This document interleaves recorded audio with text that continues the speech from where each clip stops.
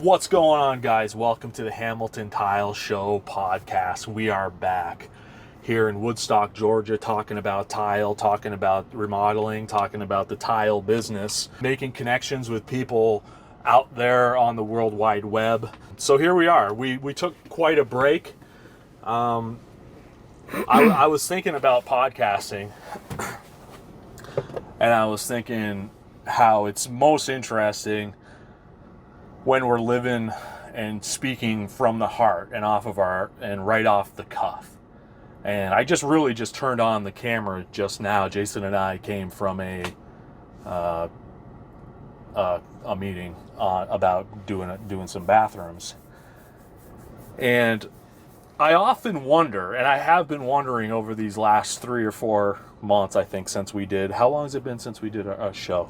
Do you know exactly? Do you remember? Yeah, about 4 months. It's been a while. It's been a while. We've just been busy. I think it's been number 7. Life happens. No, but I was seriously thinking, Jason, doing a podcast as a business, as Hamilton Tile, doing content, is it worth it?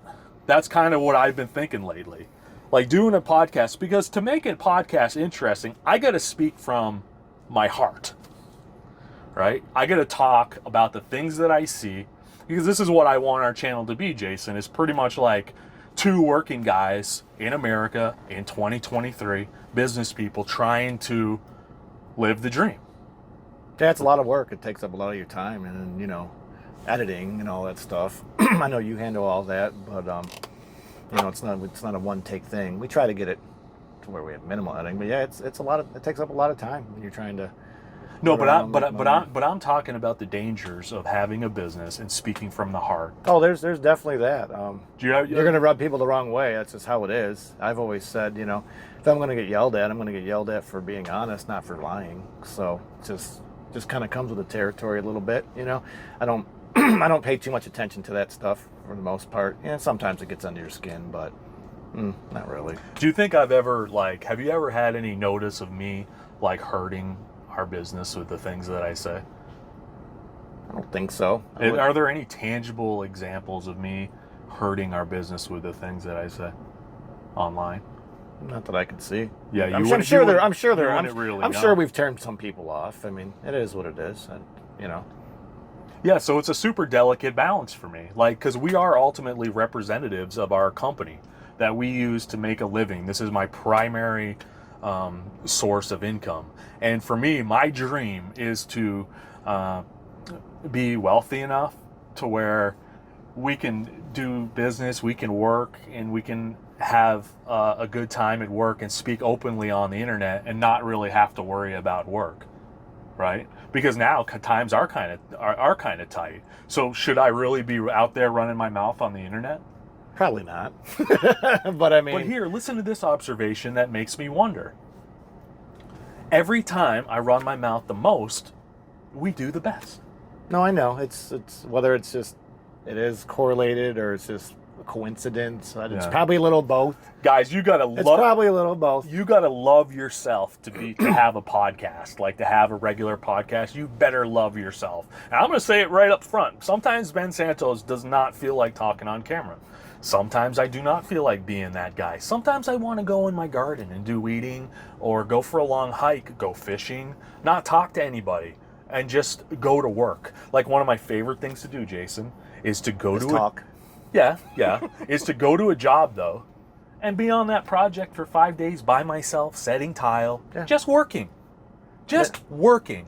If I had a choice, I don't think I would participate as much in the content marketing as we do. If we had a built referral business, I don't think I would do as much online. Here's the ideal job for everybody.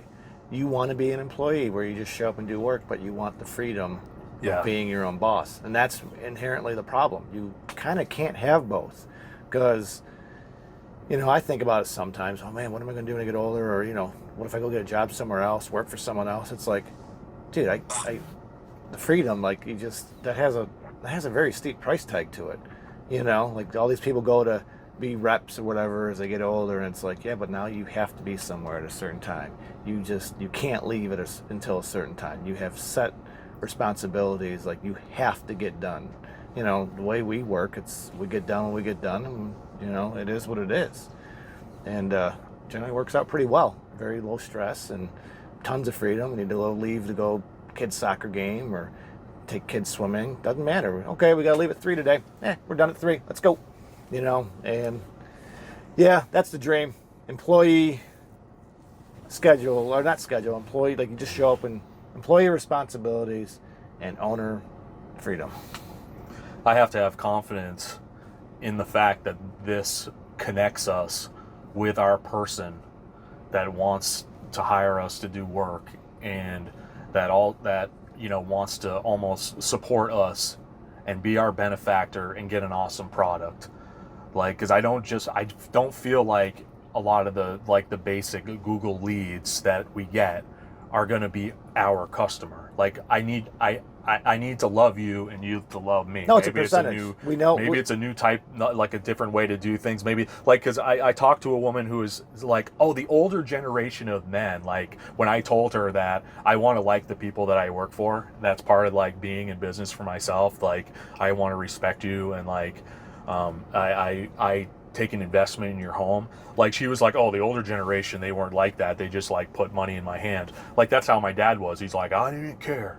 If you put money in my hand, I did what I was told. And that's been my new thing is I think kind of doing what you're told is not the way to go in the trades and in business and as a person. That's not kind of how we are. And maybe that's why I'm out here doing this. It's to attract people that share our values, number one. And I guess we're helping people. Like Jason, people contact me and say, hey, we missed the podcast, or thanks for helping me, or I get long emails. I get long emails from people. I don't even know what to say. I'm a regular guy. This isn't some monetized thing either. And I get it is, that part of it's cool, helping people and maybe expanding people's thoughts a little bit. Yeah, it's just it's hard sometimes to get out there, I guess is what I'm saying, guys. It's not sometimes like I said, sometimes I just want to work, and that's all I want to do. Yeah. I like helping people. That doesn't bother me, I don't mind doing this. But there are plenty of times it's let's just can we just work? Yeah. It's just yeah. Yeah. And it's kind of crazy that we have to do this to even to really drum up work. I've been thinking about it lately, and Donnie's been calling me, and he's had Donnie D, he's having not working, can't book stuff, and it's kind of sad, to hear. And I said, Don, and I've been thinking about this. It's in the United States right now, as a worker, it's a shame that you got two guys like Jason and I, or Donnie, in the prime of our working lives, professionals, got it dialed in. Jason's at the top of his working career. I'm at the top of my trade, at the top of my craft, and we have to really work to book work. You're going to 100% get a good job. You're going to get people that care about what they do, and we gotta do work to book these things. Yeah, we go through. It's a damn shame. We go through a lot to get the work that we do. It shouldn't be this. That's for sure. It shouldn't be this hard. No, and I think it's because the standards and the talent pool is just so diluted and low that they think that that's the normal and that's how you're supposed to do things, and it just kind of makes our job a little harder. Not an excuse, but it's a reality. Nobody wants to talk about the reality of the construction trade. So when you try to do the right thing and run a profitable, healthy business, and again, just do the right thing, you're so outside the norm, it's not even funny. You're probably less than 1% of the contractors out there, so it just makes it exponentially harder to do things that way, especially on a very large ticket item that bathrooms are. Well, and with our large ticket item, it's the success of that item 100% comes down to the person putting it in.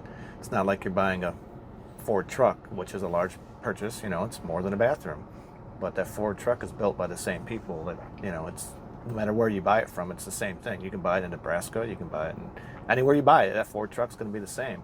It's not how it is in construction. They're large ticket items, but it comes down to who you hire to get it. We got to talk about, like you just said, you're talking about construction. Let's talk about construction being one of the most corrupt businesses there probably is out there. Would you agree with that? I don't know. Politicians are pretty corrupt, but no, it's up there. People don't look at it like that, but it is. It's a very corrupt business. A lot of shenanigans and turning a blind eye, and again, everybody out there always says, "Oh, it's not an excuse. You just got to work hard." No, I'm not saying it's an excuse, but it's a reality and it's a factor. Like you still have to deal with it. Whether you can't just ignore it and it's not there. So, yeah, I guess we took a break off from the podcast about 4 months ago when we had 2 cancellations. We do an inspection business where we go around and look at bad tile work or whatever. And we write reports and we do a video on the bad work. Well, we had 2 of those that we did, and we did the report, we did the inspection. They're doing legal stuff and all this, and we tried to book the work, and we had those 2 jobs booked, right? And both of them canceled. And from there on, I was like, you know what? We're not going to even no more. bid on the inspection jobs, Nope, because those people just are not our people. Why would you want? The only time I think we will bid on them at this point is after the legal stuff is all done and over.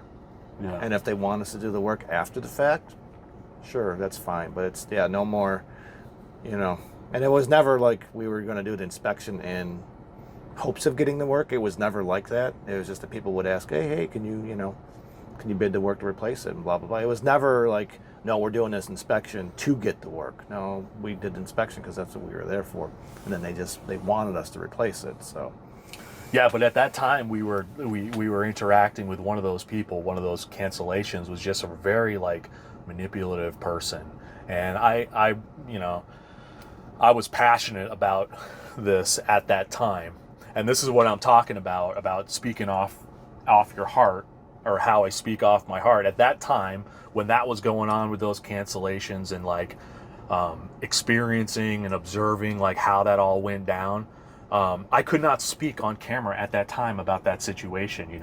I mean, I feel like, yeah, I do have self-control, but at that time I was like, let's just say being an influencer and doing this podcast doesn't pay the bills. And that's something that I keep in the back of my mind. But at that time, we got out-businessed. Let's talk about that now that it's all settled out. We got out-businessed hard at that time. And what I'm seeing in this economy right now is that the competition is stiff. So we had that experience. And I'm like, Jason, we got super out-businessed by that. I did my beginning of the booking thing where I take the sales calls, and then I turned it over to Jason. And I was kind of hands off, and maybe it wasn't as handled as well as it all could have been. But we got out business. But the next one, right after that, I said, Jason, we got out business on that. We got to pick up the game here. So the next one, the guy, we bid on this job, brought us up to see the bathroom, brought us downstairs, sat us down at the table to talk to him about everything. It was great. I like that kind of investment. And he liked us. We liked him. We left, sent the bid. Of course, our bid was higher than this other bid from a national contractor. And go into kind of what how we picked up our business game on that. Well, luckily, what most people don't do is he actually called me back. I can't tell you how many times I'll send a bid, and I know they open it. I know they got it because the software tells us that they do. So I'll generally give it, 24 hours or so. I'll send an email or call them or whatever and say, hey, do you have a chance to go over the bid? Blah blah blah. All the niceties. Just get their thoughts on it. Most people just ghost you at that point, so you don't even know what's going on. And this really irritates me because on this particular job or this particular estimate, I always like to try to make sure we're comparing apples to apples, not apples to oranges. So he called me back, and I talked to him. I said, hey, our bid was, I think it was 30 and change, whatever it was. Because again, I include everything that I said I was going to and everything that he wanted included in the bid. Well, the other person's bid came out to 25. He's like, oh man, I'm probably going to go with this other company because, I just don't want to spend this much, blah, blah, blah. I'm like, hey, do me a favor, send me the bid so we can make sure we're comparing apples to apples. Because we get this a lot. Can I stop you there too? So here's the tip for you guys out there that are just getting into maybe talking on the phone or dealing with people. Like when somebody says, I picked this up in sales. Like when somebody says to me, like, yeah, let me talk to my wife about it, blah, blah, blah. I'll be like, hey, what are you thinking off the top of your head right now? Or when somebody mentions to me, oh, I'm having somebody else bid on this too, I always ask, who's doing the bidding? If we lost a bid, I'll ask a bunch of questions just because it's like, yeah, we went out to your house and we interacted with you. Like, can you give me some market research, like some market information, like how much was the other bid for? I'll ask that. How much was the winning bid? What did that other bid do that you like? So all that Jason did to improve the business game was that he just continued to ask questions. But the problem is getting people to call you back. Like right. That's the problem. Like right. I can't. That's true. We can't do this process, or I can't investigate the process unless these people communicate with me. Like I can't. It's like 90. I'm telling you, it's like 90% of people, they won't even call you back. So it's like you can't sell something if you can't talk to someone. Or let's change the language, because I like sell. Oh, you're selling. That's maybe what people don't like. Well, no, like we're trying to advise on the differences, because in this situation with that particular job, there was complete differences. Please go into that. So anyways, I said, hey, can you send me the quote so I could just make sure like we're on the same page, because this is a national, this is a legit company. I just don't see how they're doing it for this cheap. It's possible because we know the kind of workers, most contractors hire, it's the mystery white van, and that's it. So he sends me the bid. Well, great. So I take a look at it. Very vague bid, doesn't really say what's included, what's not. I mean, it kind of does, but there's a lot of gray areas where I know that they're going to upcharge. And, it's not including a lot of things that we are. So I'm like, oh, okay. So I point them out about, 4 or 5 things that are not included, that are in ours, that aren't in theirs. So then I go, let me adjust the numbers and make it so that this bid is apples to apples. Lo and behold, our bid's at about $26,100 and change. Their bid was at $25,800. So it's like we're actually very comparable, because he wanted to hire us. He told us, like, I'd rather hire you guys to do the work, but I don't want to spend this much money because we're moving, blah blah blah, whatever.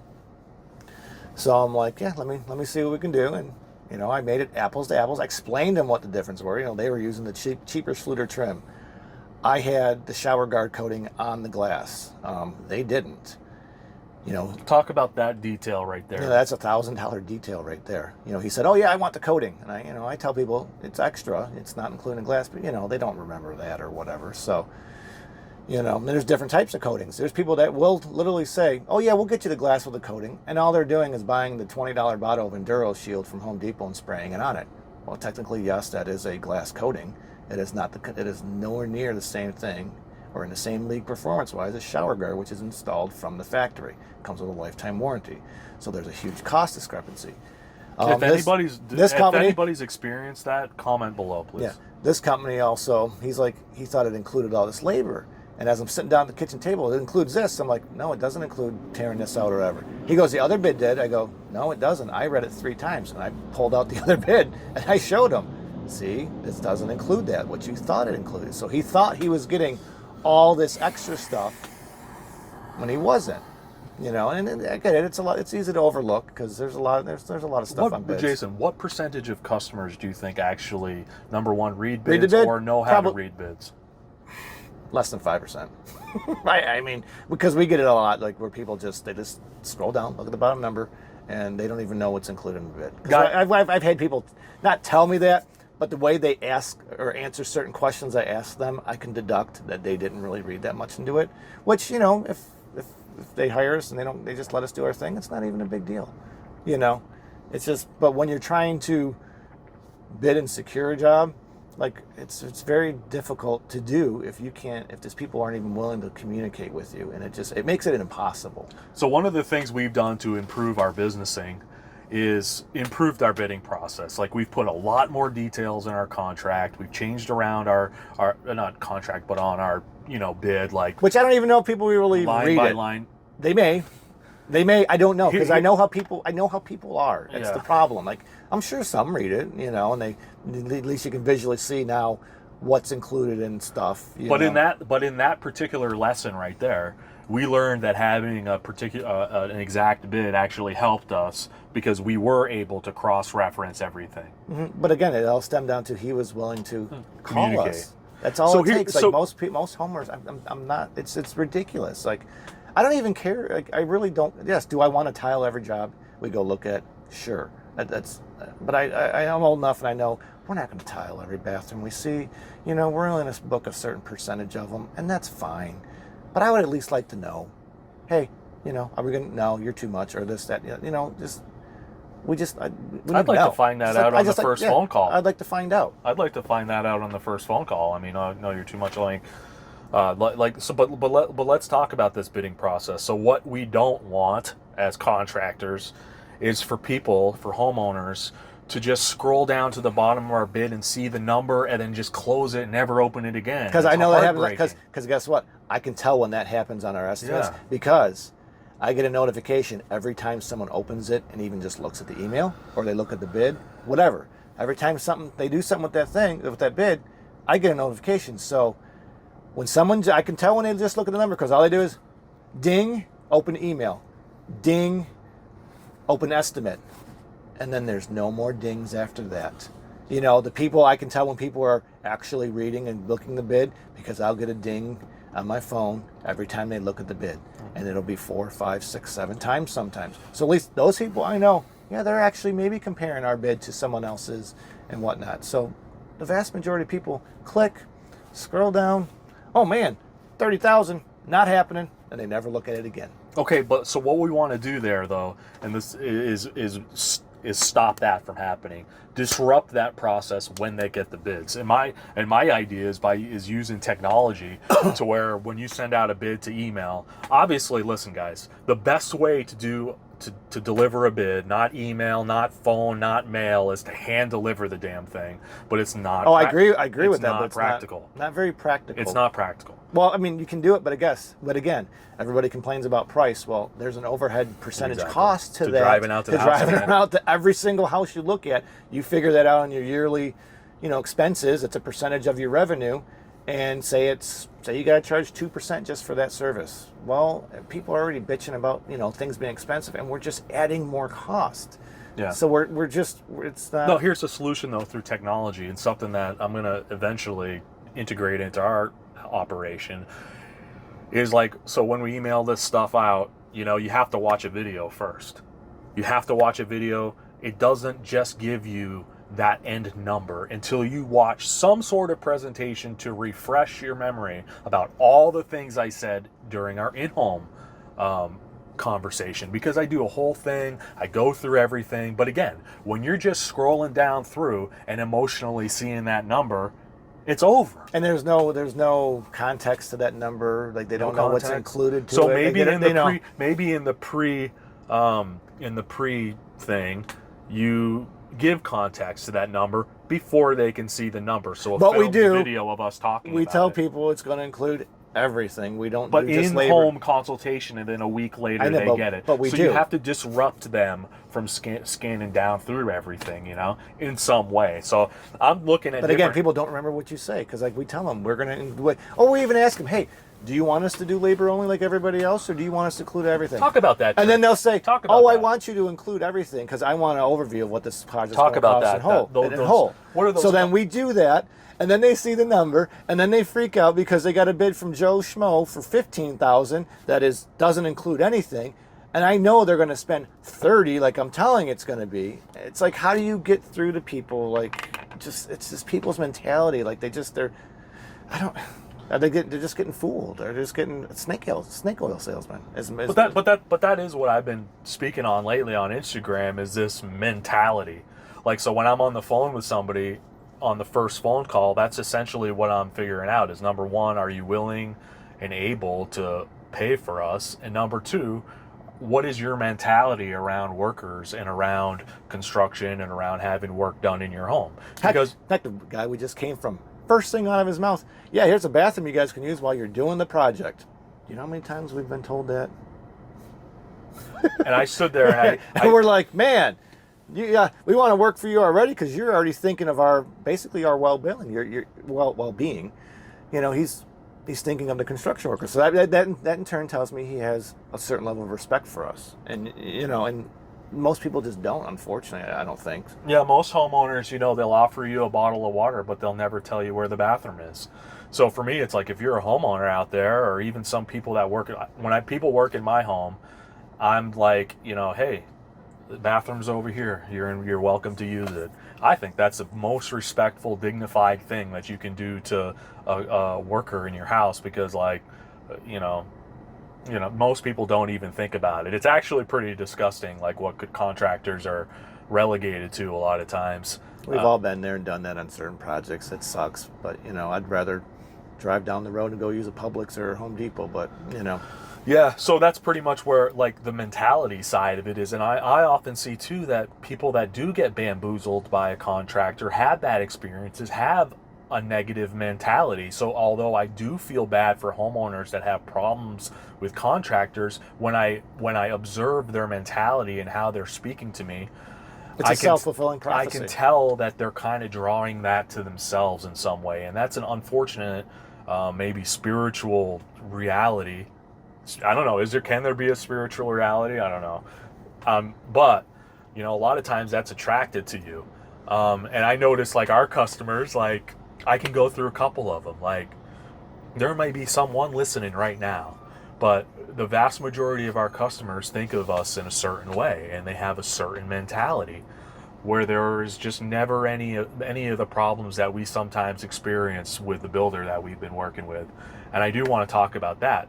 So working with our builder since November, my goal, like, I'm not like, I don't know.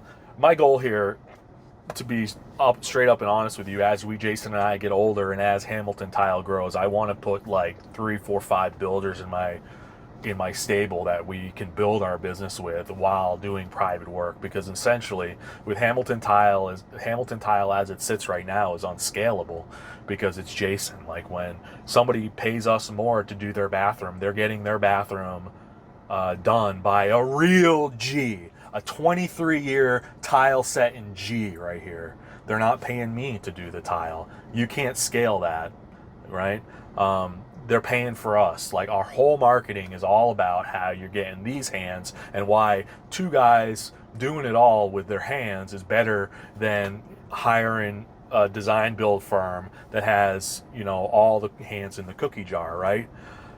But my plan is to build with builders, because builders are a different characteristic. Builders, like our builder, is working with a different type of homeowner that we probably wouldn't be able to book with directly.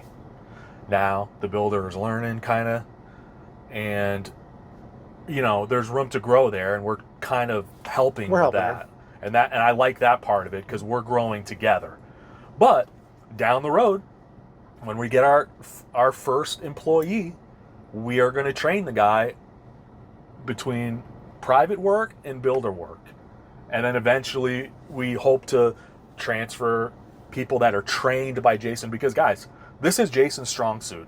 Like, doing tile and all that's cool, but I've recognized that this guy can train like a mofo. He trained me exactly how to do what he does. And if you have a person with the right attitude who has good character, that's what we were talking about the other thing. Training, that's the easy part. Because that's honestly the tile, and that's the easy part. But what are you going to do when people aren't looking? That's a big part of tile. That's a big part of tile. That's all of it. The right guy for us has good character that's going to be trained by him, and eventually, like, I learned how to do pretty damn good tile in a couple years. Yeah, it doesn't take long. Because with the right instructions, and, with the right and instruction, setting and the right system, and trying, you know, because the way we do things, we kind of make tile easy, because, again, you just follow a set plan, and it's in the preparation. Yeah, it pretty much falls. The tile setting part is easy because of the preparation. Yeah. So that's the goal. Yeah, and sometimes over these last 8 months or 10 months that I've been working with her, actually last couple weeks, I've been thinking, why the hell did I do this? Why am I doing this? Taking time away from our private stuff to do this over there and to build a connection and to build a relationship and to, we're on our 8th project with her, and I've gotten Jason involved to where, I'm wondering why I did it for a while, but now it's kind of where it's coming through to where with consistent private work between the two of us and her being consistent, because now she's doing a bunch of bathrooms because she has a good tilers now. From my observation, it's my opinion. I don't know. I would say I don't know if I would prefer the builder would agree with that, but I like doing builder work just because it's less stuff we have to deal with. But you got to have the right builder. But you got to have the right builder, man. We all got to be on the same page. We can't be going in two different directions. It just doesn't work. And I don't deal with stuff like that. I don't like dealing with stuff like that. I don't need. Nobody needs that extra stress in their life. Like we don't need to complicate things for the sake of making it complicated. So, once everybody's on the same page of how we like to work and this and that, it actually looks like it's all looking up. Like it was a good investment of my time and effort and whatever. So I hope it works out for him. There's growing pains. There's growing pains everybody for sure. Involved. Yeah, definitely growing pains, but it's come along fine. Yeah, so been doing super high end stuff too, self-leveling, heated floors, all sorts of stuff like that. So yeah, trying to grow the business in that manner. You guys comment below if you think that works and if I'm just wasting my time or what. Tile's only scalable, I think, so much. I don't know. It takes a very specific person and skill set to be able to pull it off decent. Well, let alone good. I'm one of the people that you've been able to make money off of, essentially, right? You can send me places a lot of times. But it's because you listen, you can take directions, and you learn. But no, what I'm saying is you got to do it again. We got to do it over and over again with multiple different people. And if you're out there, like the prime candidate for me is a young man coming out of high school or college that wants to make a career, and kind of like we did. But then again, the big thing is like you're fighting. Everything costs so much anymore, and you just keep adding the cost and adding the cost. Like people already can't afford what they have for a house. Like where's it end? Like, yeah, I don't. We got to get some. Again, I'm not saying it's not possible, but it's like at a certain point, like reality with money kicks in. Like, oh, you want an employee? Well, this bathroom now costs $60, and people can't. They already can't afford stuff. Like with inflation and our money, like.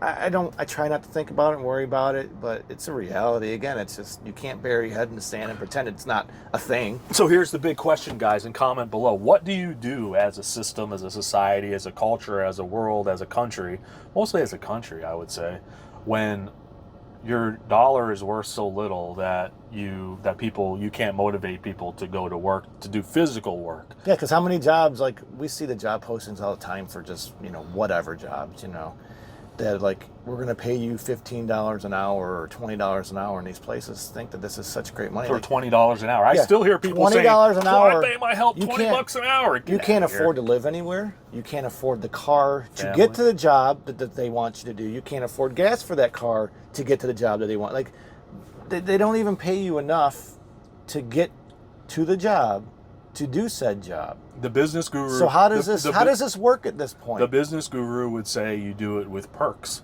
You tell them they're in part of something awesome. Yeah, well, that don't pay the bills. Yeah, no, I know. I mean, there's a set amount that people need to live, and I know in our area, we're in Atlanta, it's getting very pricey. Yeah, other parts of the country are probably not as, inflation hasn't hit so bad in housing, but in Atlanta, it's gotten out of control. I mean, I had a good candidate for our helper, but Buddy wanted $300 a day, limited skill, and I get it. Honestly, that's what it costs them to be fine. But the problem with it is that $300 turns into $500. Yeah. When you have all the associated taxes, insurances, and whatnot, it turns into $500. Yeah. And then it's like, okay, so now do I want to take on all that responsibility for that guy and whatever he's doing, if he's not the right person, to make marginally, arguably, not much more money? Because we've had it before. We've had 6-7 people kind of, when I was working with Spencer, he had plenty of people that we were, mind you, he was a horrible person to run a business. He just gave shit away left and right. But we would just run around putting out fires, and For no money. I didn't get paid. I literally Well, we're not going going to do that. No, we're not going to do it the same way. But I mean, there is that's kind of how it can go in the blink of an eye, even with the right systems. You know, it's no, but we got to make something so that if we break our legs tomorrow, our business still goes and makes money. Yeah. I mean, like, we can talk about all the ways we can't do stuff, and there are many of them, and it is a challenge. But that's in the back of my mind for when we get old, or when I, if we get injured, if any of this guy, we got to build a business, and that's really what I encourage everybody to do. We get the branding down, but we're still doing the work and happy to do it. I love doing the work. Yeah. I mean, I like going to work. I work 6 hours a day. We joke around. We have fun. Go home. My body's fine. I take care of it because I realize when I have to work for a while. So we don't really work. I do. I mean, we work differently than you. But when I'm not working with you, I work differently. That's a part about not having a helper too. Like, we've been talking a lot about 2-man versus 1-man. And the advantages of it. I think I've talked about this on the podcast before, but when you work alone doing tile, it sucks. Like, you need another guy. Yeah, this is not a trade you can do by yourself. I mean, there are days where I'll just waterproof. That's fine. Still kind of sucks. Set a shower floor. Still kind of sucks. Would you say, to me, in my mind, the perfect day for a single tile guy is setting a shower floor? Because you're done by about 1 o'clock. You're by yourself. You're like, yep, I'm done. Depending on the shower floor. Yep, I'm done. Yeah. Depending on the shower floor, that's like the perfect waterproof day. In a Curdy shower by yourself, the way we do with 8+9, that's a good day. I mean, we're done again. It takes about 4 hours for a good-sized shower. You clean up, you're 5, 6, that's fine, it's perfect. But you ain't setting no frickin' 200-square-foot floor all cut up, getting up and down, all that nonsense. You're not doing that by yourself. Well, I can. Ben can. Self-leveling. We do every once in a while, but it's like, no, it's not. I don't want to live like that. We get a better finished product with both of us working, though, for many different reasons. Most like, I'm running all day, supplying you when you're setting. It's like I think it gets done about 30% faster. That's the problem, though. It's not double the speed. No. It only gets done like 30% faster, but again, maybe. Why is every other business on the face of the earth allowed to have multiple people working on whatever project? But for some reason, construction people, lately, it seems like, nope, you're expected to work by yourself. Yeah. You're not allowed to have a helper or an employee or a partner or what. You're not allowed to. So why is that? Like, I would like to know why. Where does that mentality come from? The mentality comes from between your ears, man. I mean, that's the biggest thing. Okay, well, who's perpetrating this? Like, why is this a thing? Because 50 years ago, your dad had a construction company and he had multiple employees and the office staff and all of this stuff, and that was the norm. It was fine. I know why. Because our dollar was just worth more. That's really the main crux of the problem. And we're trying to make dollars stretch, and you have to do unsavory things until at some point there's going to be some sort of a correction. I don't know. I just why is everyone else allowed to have help and it's the normal thing? Oh yeah, this office worker. Oh yeah, we got the manager. We got this person over here. We got a team under him. We got a team over here. We're going to go have meetings about the meetings that we had for meetings for last week. Oh, let's go get lunch. Let's go have a working lunch. We got. Multiple people involved in any little process whatsoever, upon layer of people. But yet a construction pervert, we can't even have one person to help us carry shit into a house. Let's talk about this, though. About people's mentality. Back to the mentality. Like, we did an inspection last week, and this person willingly paid us $1,000 to go look at their shower that was built shittily. Is that a word? Shittily? Yeah. Do a report, and I make a video. And I just write up a report, writing manufacturer's installation instructions, ANSI standards for installation. It's all public knowledge. I put it together in a document. It takes about 2 hours or so. And we got drive time, an hour and a half there, hour and a half back. Ben's got 2 hours or so. And I make a video. So we've got of him citing all the standards, standing in the. Yeah. We've got like 8 hours plus, 8 hours roughly, 6 to 8 hours in a rudimentary one. They start getting bigger. They take a little longer, Multiple bathrooms. But basically, we'll just call it 8 hours. But $1,000, right? We'll call it 8 hours. For 8 hours. $1,000. Perfectly happy to pay No that. problem. No problem. Not even not question asked. But you want to work in somebody's house for 10 weeks building a custom bathroom for 300 hours between us. Think about this, guys. 300 hours. Your nice bathroom takes 200 hours, 300 hours of man hours to build these things, right? And do the math at $100 an hour, should be, but happily give $1,000 to see a shower that was built incorrectly, right? You could have paid good the first time and had it done right the first time. And this goes back to this mentality. Again, it's a short-term thinking to where instead of, paying it to have it done right the first time or being knowledgeable on it, no, everybody just pays down the road.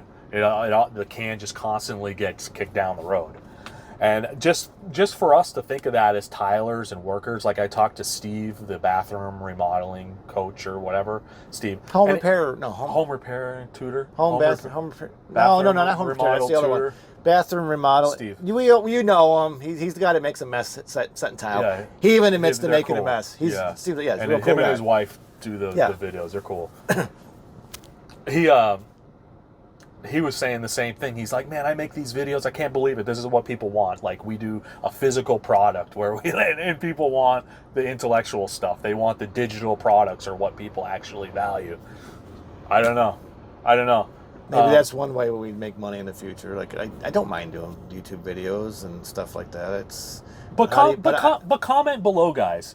How do you motivate people to do work when the money's not there, when it's not worth anything, when you can't live a good life, or where you're not going to live a good lifestyle? Do you do like Saudi Arabia when they build their skyscrapers? What do? They import thousands of Filipinos and Bangladeshis. Do we just do that indefinitely? That's the construction business's main problem right now, is how do you motivate people to get into construction, because people are just going to go where the money is. That's just all there is. Because you have to live, so people are just going where they get paid. So construction work right now, it's... Well, listen. This is we're 43 minutes. This is deep into the podcast, so I can say that the border's completely open right now. So I guess that's the plan for us. And it's that's a question, guys. How do you motivate people to work when money's not worth the same thing? And people really haven't appreciated the fact that our money isn't there anymore, or that there's some serious economic stuff going on. And it's kind of... I've always wondered because AI is coming, or it's here, but it's only... talked about that. It's only going to get exponentially worse. So we're going to cut a lot of people probably out of the workforce. And there'll be some new jobs created, but over the last decades, we've slowly made our workforce smaller. People do more. So, at some point, we're going to pay people realistically to just stay at home. So then, how do you choose who goes to work and who stays home? You'd hope the best. Because I'll be frank. You tell me that I don't have to set tile ever again, and you're going to pay me enough to basically survive at home. I probably wouldn't set tile anymore. You know what I mean? It's like, why would I go put my body and life through like all the nonsense that construction does? When it's like, man, my neighbor doesn't do anything, and he actually can afford the house and do all this. Like, why am I going to work? And that's what's going to happen to humans. Like, we need motivation to do things, and the motivation is kind of slowly going away. Like, unfortunately, money is a motivation, the main one for us. It's not my main motivation for work, but it is a motivation. We need money. Yeah, we're professionals. Like, we need money to buy things and live. So I mean, it is a motivation. It's not my prime one, but how's that going to shake down? We're going to find out in my lifetime. That's for sure. By the time I'm 80 years old, we're going to find out how it's going to shake down. Yeah. What about that? Let's talk about this too. What you remember that the article, the video I sent you about RAP, the reinforced, not RAP, RAC, the reinforced aerated concrete. Mm-hmm. So they have buildings collapsing in... I guess they had to shut down. They're going to have to shut down like 150 schools in Europe. The one said, because it's all built with this and it's unsafe, the kids don't even need to be in there. It could collapse at any moment. Again, it comes down to the thinking, we'll just deal with it later. Well, I think after World War II, everything was devastated. So they were building new stuff. And they were like, we know that this is going to fail in 30 years, but we're going to put it up because we need structures, I would assume, after a war. And they put it up, and it just never got taken care of. But this speaks to... And that was, 60 years ago? Whatever it was, it's going to last 30. Well, that was 60 years ago. So. Yeah, but also, that estimate is in perfect condition. So, like, pollutants and weather affects how it breaks down.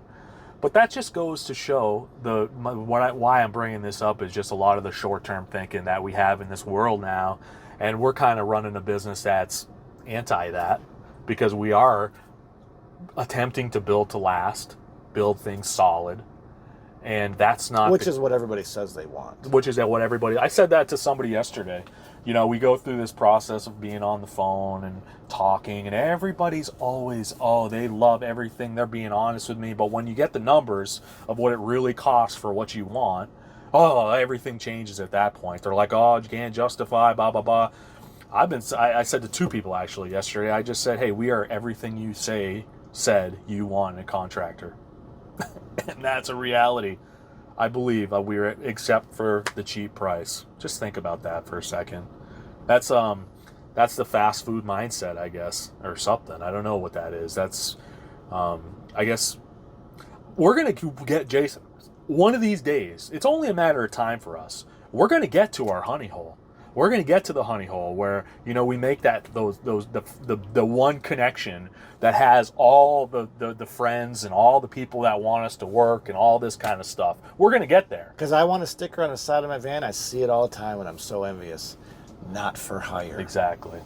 Just put down a van and not even wear. Not for hire anymore. I just do what I want.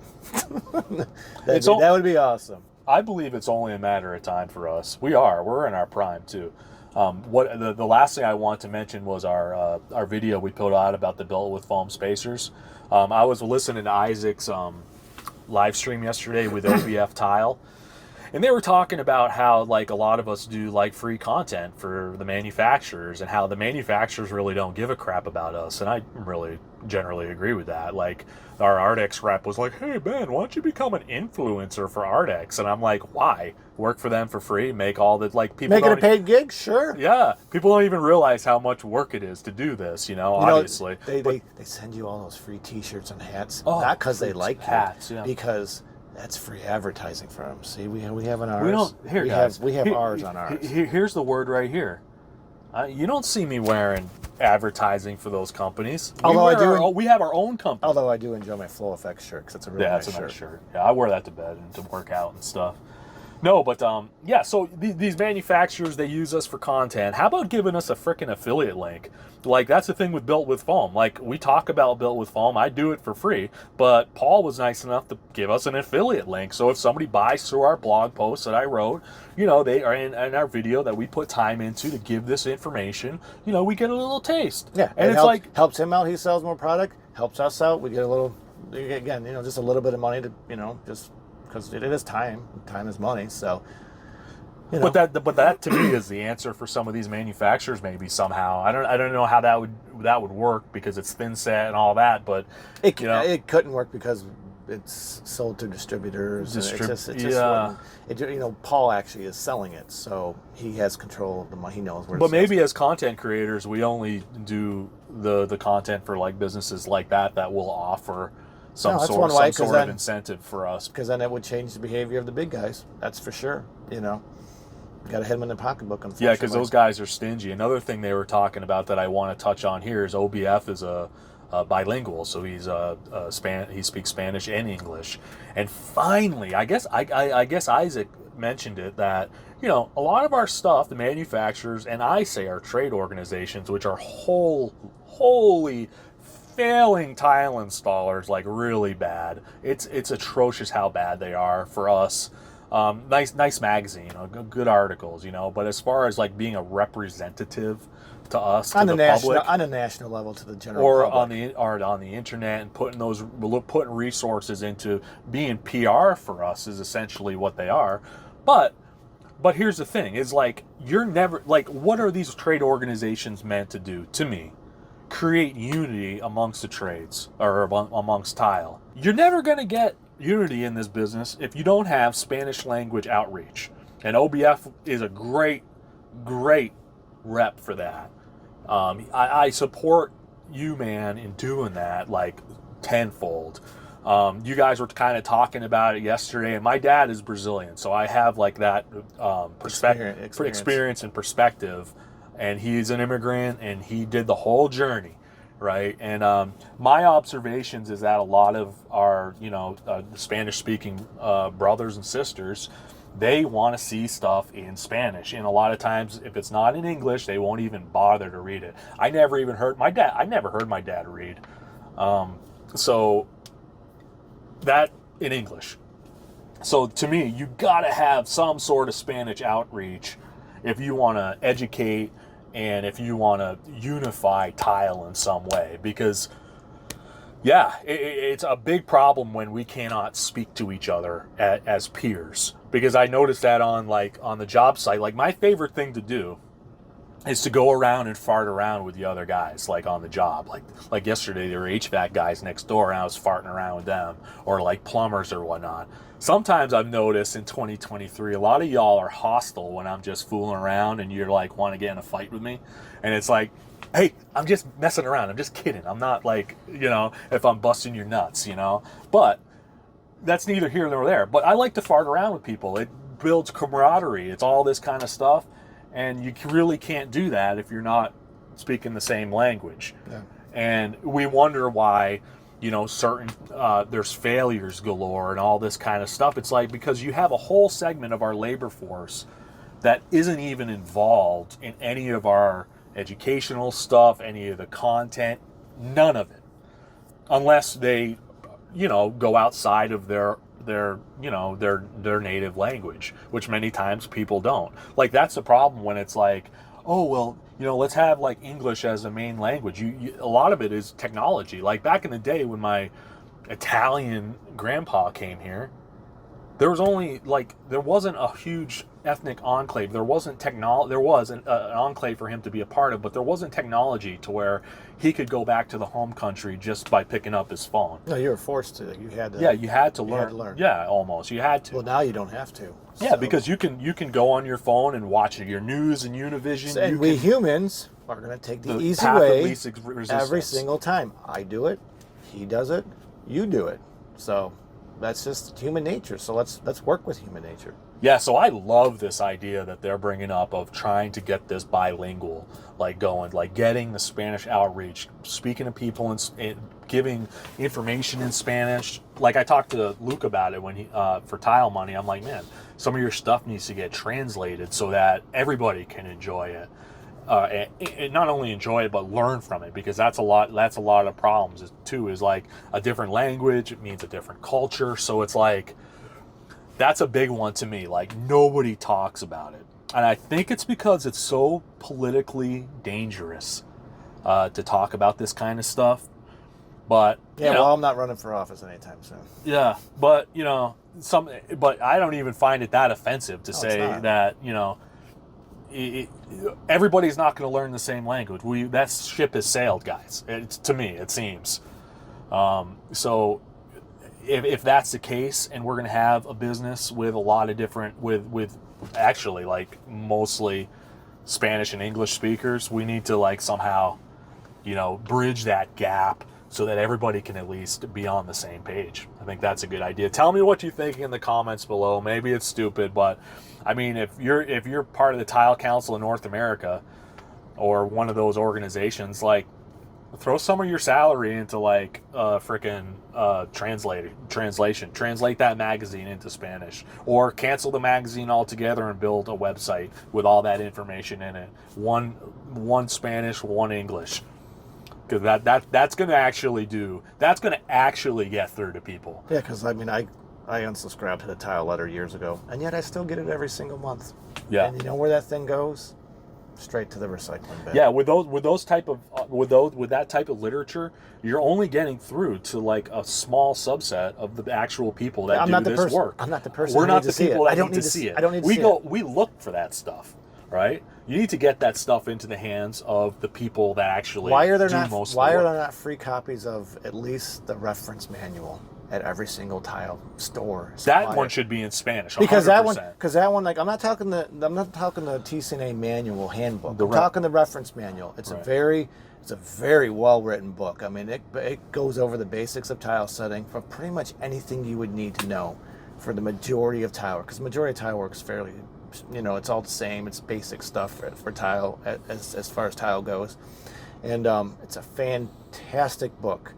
And nobody knows about it. It should be at the desk of Tile House or Dow Tile. They should just have copies galore. They throw all this money at stupid advertising for this, that, and the other thing, targeting people that already care about tile. We're not the ones that need to see this crap. Like, it's the people who don't know about it and are running around building improper showers and faulty installations because they just don't know any better. We have this cycle of bad information that keeps getting passed on from generation to generation, and we have to break that cycle if this trade's ever going to get any better. So, like, why don't you just do that? Oh, it costs a lot of money. Well, what, you think they don't waste money on shit that, like, the tile order? Like, I'm not the only one that throws it out. Yeah, sometimes I'll thumb through it, but I mean, it goes straight to the frickin' recycling bin. Yeah. Like that little book's not cheap to make. It's a nice, well printed book. They need to start doing something like this to start changing the tide a little bit. Because again, most people don't even know this book exists. I didn't. Yeah. I didn't know that stuff existed until I took my CTI and started doing stuff like that years ago. It's like, holy crap, there's all these manuals for this stuff. I didn't know that. And I've been in tile distributors all the time. So yeah, I would recommend TCNA, whatever organization, man, get that reference manual out to just like have 100 copies at every store at all times. Right. I mean, I don't see why it can't be that expensive on what you guys spend on probably certain other kinds of advertising or this or that or programs that very few people use. Yeah.